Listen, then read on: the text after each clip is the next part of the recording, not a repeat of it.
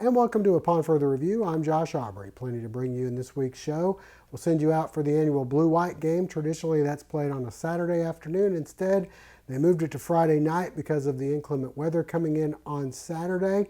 Not a lot of scoring going on in the game, only one touchdown. We'll send you out for some highlights and hear from head coach Chad Lunsford.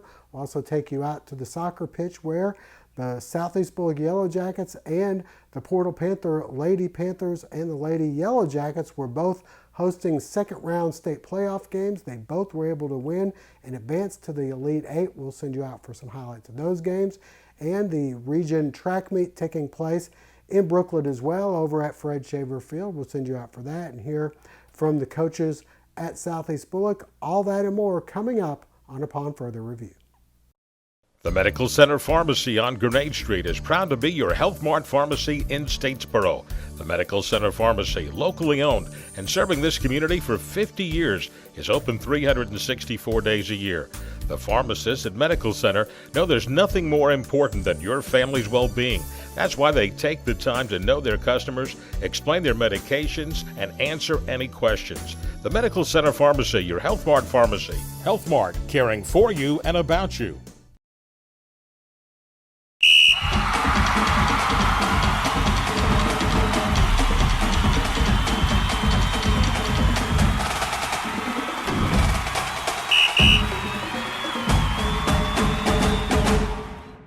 Well, traditionally, the annual Blue-White game is played on a Saturday afternoon.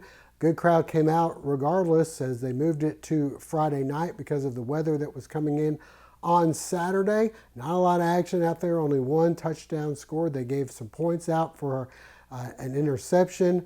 Mainly this one was just to try to get some reps under their belts, and they had a draft, so the teams weren't exactly the ones versus the twos, not a lot of continuity, and it showed on the field. But we were able to bring you some of the highlights and hear from head coach Chad Lunsford about how he felt the spring game went as well as the spring in general. The annual Blue-White game taking place Friday night at Paulson Stadium. Not a lot of offense to be seen at the annual game. The usual Saturday event moved to Friday, and quarterbacks were hands off. The defense shutting things down for the most part all evening. The only passes that were completed were, for the most part, short passes, and the only touchdown of the game would come on this pass from Justin Tomlin to Darius Lewis for the score. The Eagles going to the air frequently Friday night, but unfortunately not a lot of success, with most passes completed being short and a total of 18 of 38 for 147 yards.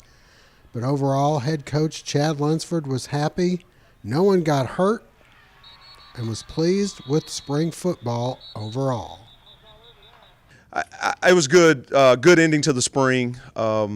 We came out healthy, which was really awesome. It was a good time tonight to finish off spring. Anytime you split your team up and you actually hold a draft, you're not going to have a lot of depth on each side, and you're not going to really get in a rhythm because you're going to play so many people because everybody needed to play, and then that was everybody's reward. But what I saw tonight was a lot of guys getting out there and competing. I was very ecstatic about the crowd. Man, what a great crowd to show up on Friday night, especially after the change going from Saturday to Friday. That was huge.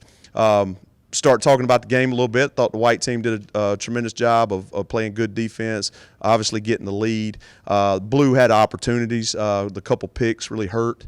And, getting down there but not being able to get it in the end zone and score those points, that kind of hampered the blue team. So the white team did a really good job finishing that off. And a special thank you to Jared Binko and President Marrero for being the guest coaches in the fourth quarter. And that was an awesome moment for them and for our team as well. I think Justin Tomlin has separated himself He's really gained the trust and respect of our team. I believe a lot of that was happening at the end of last year when he had stepped in against FAU in the early part of App State, and then unfortunately got the injury.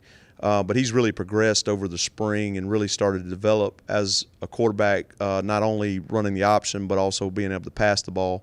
And he's got poise, and he's starting to have a lot of that confidence that you need. So very happy about where he's at. When you start talking about the next guy, I think there's a really good battle going on between Sam Kennerson and Connor Sigelski, and they're both different. Connor's an operator, a manager, seems to be able to get the offense going and really make it go. Kennerson's the more dynamic, could take it to the house any minute type guy. So, that's still going to have to play out a little bit. But if we're going to play tomorrow, Justin Tomlin would be our guy. We've looked at some more transfer quarterbacks. There's definitely a possibility for that. I think you got to look at it a couple ways. I think game experience is what's probably the most important thing. Obviously, you want somebody that's dynamic and can do it. And, you'd love to bring a guy in that could really become the starter. You always want that type of competition. But I feel strongly about Justin Tomlin, and I think he can be the guy that leads us for sure. So I think the game experience piece is what's important. So to your point or your question, I think an older guy would probably be the way to go. We've also talked about possibly taking another offensive lineman, also possibly taking another receiver. But we're going to have two on the offensive side if we choose to use it. And, so quarterback is one that we've talked about, and then offensive line is one we've talked about. And then we've got two that we're going to use on defense, and right now we're leaning more toward the linebacker spot there. We're really able to work on the small details, the things that we had to rush last year, and that's not an excuse. Everybody was in the same boat, but not a lot of people started on September 12th like we did. And, we had a little bit of a COVID pause right there before the Campbell game, and we just never were able to get those fine-tuned details. And so we've really concentrated that this spring, throughout all phases with offense, defense, and special teams. So very valuable that we were able to get them all, and I think that will show this coming year for sure. I think the biggest concern is making sure that we've got depth at linebacker and making sure that we're good there. I really like what Todd Bradley has done, and I like what Trey Allen's done. And we've got some young guys that are really stepping up but don't have a whole lot of game experience. And I think that's something that we want to make sure that we progress with on that. I think quarterback is good as JT's coming along, but in the system that we run, we need more than one guy. So either we got to have Connor Sigelski or Sam Kennerson all step up, or we got to look at a transfer quarterback and go from there on that. So I think those are the biggest things to address recruiting-wise, and then I think we just got to continue to grow with what we're doing and making sure that the strength and conditioning piece is really paid attention to this summer so we can be as big and strong as we've ever been going into the season. Next up for the Eagles, they'll open up fall camp, and then the first game of the season will be against Gardner-Webb coming up September 4th. As for the Georgia Southern baseball team, good news for them. They won 2 out of 3 this past weekend against Oklahoma on the road in Norman. First matchup between the two teams. They had a midweek game on Tuesday with Jacksonville, and then this weekend, Friday, Saturday, and Sunday, they'll be hosting South Alabama in an important Sun Belt series. Friday at 6:30, Saturday at 2, and then Sunday at 12. Stay with us. High school soccer coming up next. My Queensboro banker is Cheryl Quick. Blanchard Equipment Company has 16 locations. Queensboro has homegrown values just like us. They get heavily involved in every community. And that means strong customer service. They've been around a long time, just like John Deere. When you run across the bank like that, you stick with them. I sure would like to own one of these John Deeres. Well, we can sure make that happen. Oh, well. Queensboro is your community bank. Queensboro National Bank and Trust.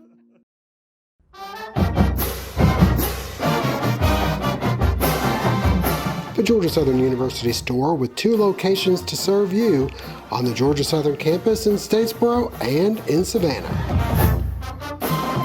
They have plenty of Eagle merchandise to keep you warm in the cooler weather.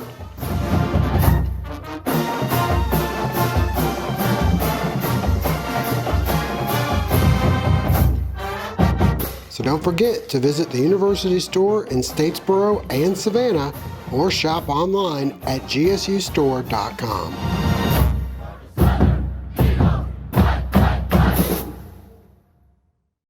Well, some of our area teams doing pretty well on the soccer pitch. The Portal Panther boys and girls have both now advanced to the Elite Eight. The ladies did it this week as they were able to knock off Wheeler County over in Brooklet. On Tuesday evening, the Southeast Blue Yellow Jackets knocked off Tattnall County 2-1 in an exciting match. Let's send you out for both of those games. Portal hosting Wheeler County in the girls' Sweet 16. Millie Scarborough making the save early on as Wheeler County had a breakaway. Keep the game scoreless. The Portal Panthers starting the scoring as Kelsey Williams and Aiden Street play give and go, and Street gets this one across the line for a 1-0 Portal lead. Less than 2 minutes later, the visitors tie it up on this goal by Lucy Pope, and it's 1-1. Back come the Panthers, though, as Street blasts this one in from 15 yards out past the keeper for a 2-1 Portal lead, which would hold through halftime. Move to the second half and watch the spin off this deflection, and Madison Neesmith chips it over the keeper's head to extend the Portal lead to 3-1. Kelsey Williams then doing it herself to make it 4-1 Portal.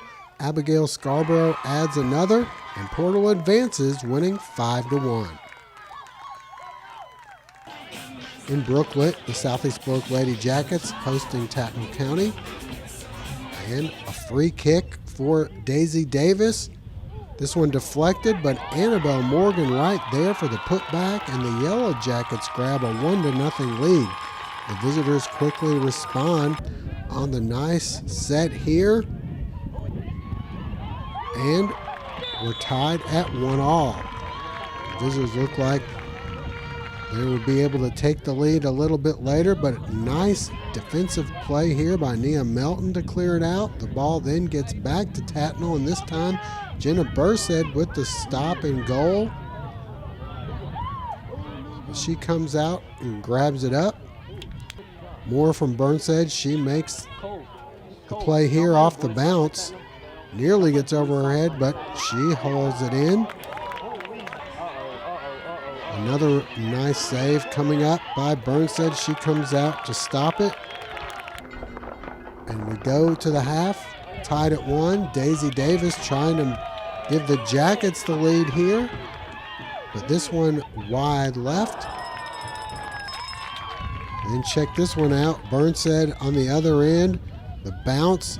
Davis heads it ahead, and then she tracks it down. But again, this one will end up just missing the mark. A Jacket penalty results in a free kick. Burstead with the stop. A free kick for the Jackets, and Tattnall able to make the stop. We move ahead, and a great ball from 3-2. We move ahead, and a great ball from Morgan to Davis. And this time Davis' blast will find the back of the net as the Yellow Jackets advance to the Elite Eight with a 2-1 victory. So both teams advanced to the Elite Eight. We don't know yet as of the time we went to air as to who they'll play or where. Looks like they'll both be on the road. We'll let you know how that goes next week. As for our area high school baseball, we'll give you an update on them and also send you out to Brooklet for some track action coming up next.